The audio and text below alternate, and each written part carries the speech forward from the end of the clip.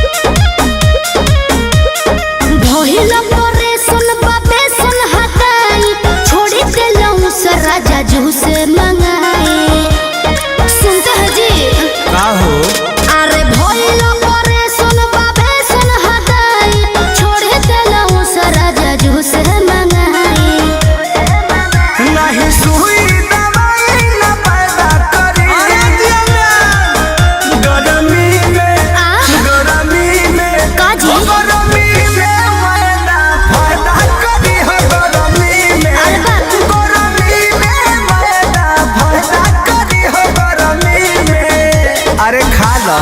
हम ना खाए।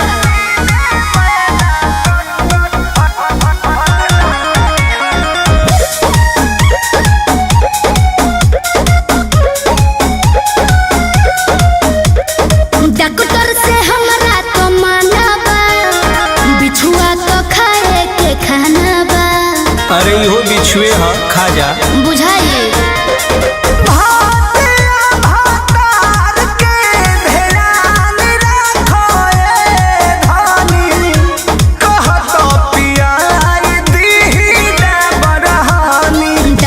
से हमरा तो माना बा, बिछुआ तो खाए के खाना बा।